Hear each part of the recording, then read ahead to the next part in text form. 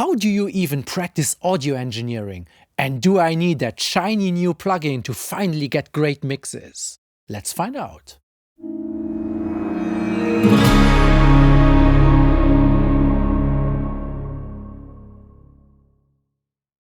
All right. Hi, guys. Hi. Let's start with the first question. The first question is from Blueprint. Hi, Blueprint. Hey, guys. Hey. What are some good ways to practice audio engineering outside of actual client sessions or studio time? What did you do to improve your craft at times where you didn't have material to work on at hand? Thanks. Well, actually, when I started out in the studio in 99, ages ago, actually my reward for assisting during the day was that I could use the studio at nighttime and on weekends, and I worked on my own stuff. Yeah. So I was like programming in Logic 2.6 very then, and I was just working on my own stuff. So this is if you don't have material to work with, do your own stuff. This would be the best thing, because then you also get to learn about composition, arrangement, which is really crucial for good mixes. And you will learn that when you have to mix your stuff, that how important the performance is, because a good performance leads to an easier mix. Because if you already have like test stems that are really perfect, sometimes it's just a matter of pushing up the faders and it's almost there. But if you start with crappy raw material, that's really a good way to learn. Yeah, totally. Also, I did the same thing basically, or just asked like friends when I wasn't doing this professionally. I just asked friends for material, just for free, but not to release it, just for my own sake, to practice. And like Patrick said, it's really crucial if you get something and you are not experienced, and then you try to mix it and you're like, why is this not working? I think I know kind of what I'm doing, and you just have to work really hard. Then you really figure out like, oh, maybe a room mic and a snare bottom mic would have been a good idea. Like those kind of things. You have to go through the whole process and then figure the stuff on the front end out. Yes. When you're not experienced. So it's a good way to work on stuff that's actually more crappy in a way.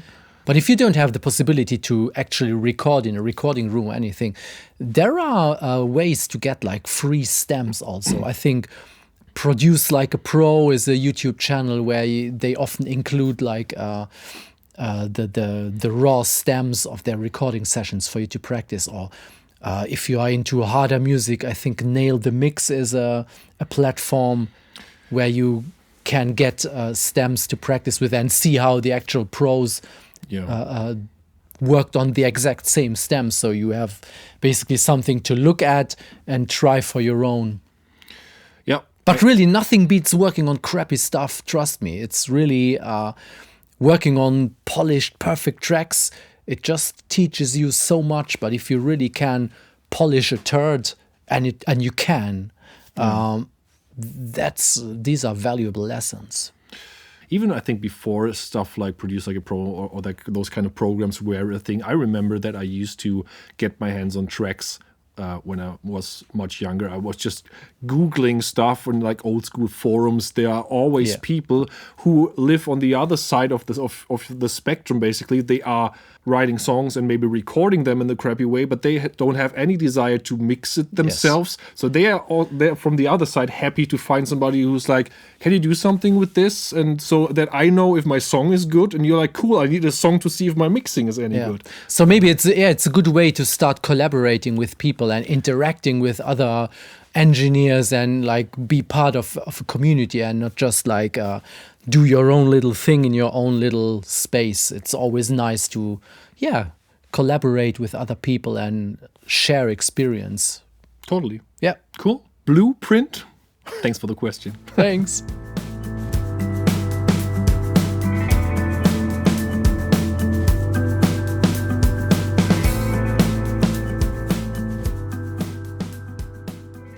Okay, next question is from Bocky Ralboa. Hi, Bocky. Hey, Bocky. Hey, guys. Hey. Hey, guy. I find myself wanting to buy new gear or plugins all the time, hoping that it will improve my work. How has your studio setup evolved over the years, and what tools do you now consider essential? So Yeah. Bocky is suffering from GAS syndrome, like gear acquisition syndrome. Yeah. I guess most of us go through a phase of that. I think we are all guilty of that. And I think this indicates to me that Bocky is maybe, I don't want to say a beginner, but like intermediate beginner, or isn't doing this for many, many years. Because I would say this is something that is true in the beginning. And also just is a principle I think you find in all kinds of situations in life. You start something, the way you improve is very like steep and quick, but then you hit like a wall, and it's like nothing's working. It doesn't get any better. So I need a new tool. Yeah, you look for like the tricks and the secrets, and obviously in the world that we are working in, especially nowadays where most of stuff is, or most people working digitally, it's like, yeah, plugins. And I would say, because the question also I think was how did our setup maybe evolve? I would say in my case I can only really speak about plugins, and I would say it got less and less and less, in the sense that the further back I go in time, the more I was in your situation, trying to be like, I don't get this vocal to sit in the mix, and I EQ'd the crap out of it. This EQ must be wrong. Okay, let's get another one. Okay, it still doesn't work. And at some point you figure out, hopefully at some point you will figure out, It's not the EQ. it's not the EQ, and maybe it wasn't even the EQ at all. It was something else in the mix. So then you go more into a direction of understanding which tools you just really like, maybe because of the user interface, maybe because just how they look, maybe how they sound. It could have different, like tons of different reasons. But I think finding out about yourself, what works for you, and then more or less stick to those basic tools. Like why would you need 20 compressors if they are more or less doing the same job? You're probably good with 5 or 10 or 7. It depends on how you work and how your mind works. But I would say, yeah, it got less and less for me. And now it's just, I hear sound. I know what I want to change, if I want to change anything at all. And if I want to change something, I immediately have the tool in mind, not 3. I know exactly which tool I'm going to pull up and why, and which section of the tool I'm going to use. And I know if that's not going to work, it's not because of the tool. It's not because I need another version of that tool. Yeah. It's like, I think last episode you said something about hammers and nails. It's like, to some extent, yes. If you don't get a nail in some material, maybe you know better about that stuff. Maybe there's a different shape or kind of hammer, but there's not 15 versions of a hammer to get a nail into something. Yeah, well, every tool has like its aspects, but if I go into the second half of the question, how did like the own arsenal evolve? And it's a little bit like with Marc. I started selling stuff because I found myself not really using it. Yeah. And also the plugin list, like deleting plugins out of the folder because I just didn't need them. If I use an EQ, it's 99% of the time it's the same. Pro Q. So one EQ, it does everything. Yeah. Same with compression or reverbs. It's just like I use those and they do everything I need. Yeah. So and what is interesting is that, let's say maybe 5 years ago when there was like a new announcement of new compressor plugin, blah blah blah, I was like, I will check it out.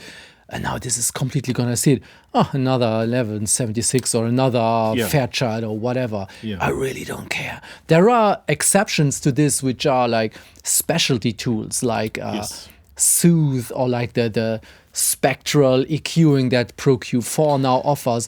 But these are really like special tools. It's like, you can use them in so many different situations, but they are very special. It's not like the regular plier and hammer, but it is something special. So there I'm still open-minded, or like a very interesting effect, like a delay that does something that no other tool does. But if it's just like the 75th iteration of the same thing, it's just a waste of time and money, honestly. Yeah. In general, it's the thing that the more experience you get, the more you will find out that if you have like your Swiss Army knife tools that do basically all the heavy lifting, then it's only a matter of creative things, or maybe plugins or effects that inspire you, that you can never have enough. It's different microphones that have different colors, or different delays or reverbs that have something unique to them, where you say, now I want this special flavor, and it's not going to be a stock thing.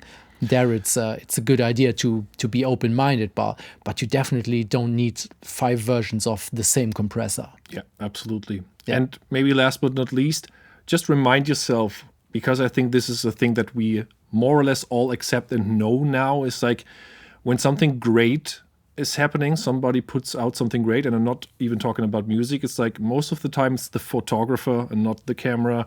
Most of the time it's the player, not the guitar. And think about, I think, the same way about our tools. Totally. Because we are the ones turning the knobs. So if you know how to turn your knobs, the knobs don't matter as much as how you turn them, basically. That's a good last sentence for this, yeah. So Cool. Learn to turn the knobs. Yes. Enjoy. Enjoy. Thanks. See you next week. Yeah.